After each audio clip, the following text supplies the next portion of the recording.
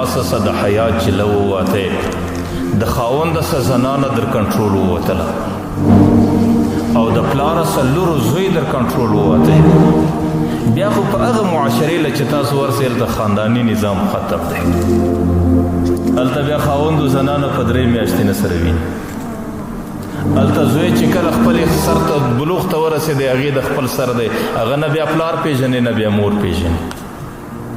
هلته چې کله لور خپل حد د بلوغ ته ورسېدله هغې د خپلو دوستانو په تلاش کې ده هغې بیا د پلار او د مور خبرې څه پابند نه بولي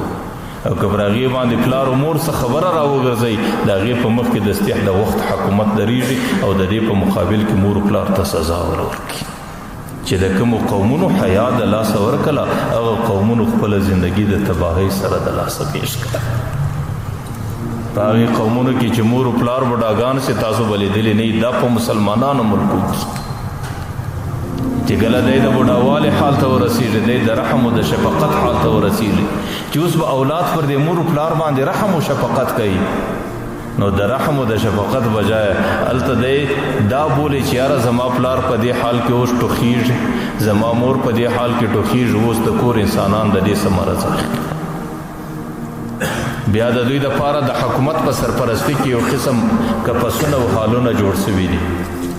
بیا دی مور و پلار بیایي چې دا اوس د نور انسانانو سره د استوګنې قابل نه دی بیا یې په هغه قفسو کې اچي په هغه قفسو کې هغه ټوله زندګي په ژړا باندې تېروي هغې ټوله زندګي د اولاد او د لمسیانو او د بچانو په یاد کې تېروي په دې کې چې هغه دینداره اولاد یا دینداره زوی هغه نو د اختر په ورځ باندې جوړه کالي ورخستي ورسي د مور پلار ملاقات ته ورسي بس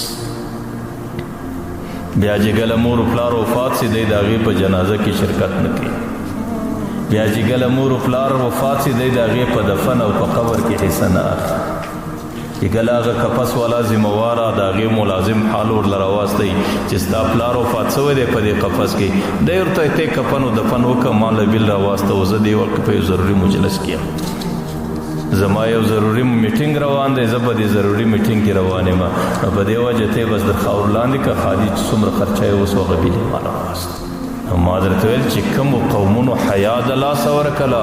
هغې اسلامي اقدار د لاسه ورکړلو هغې اسلامي زندګي د لاسه ورکړله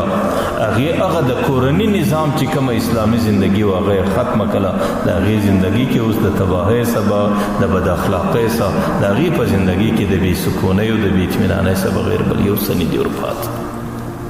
ځکه پیغمبر علیه الصلاة والسلام حدیث مبارک دا دی چې الحیاء شعبة من الایمان حیا د ایمان په شعبو کې ډېره لو شعبه ده چې په قومونو کې به حیا فاتئ نارینه به حیادارئ زنانه به حیادارئ په مشر کې به حیایي او په کشر کې به حیایي او د معاشرې هر فرد به حیادارئ بیا د معاشرې په هغه انسانانو کې په کامله طریقه سره ایمان وجود لري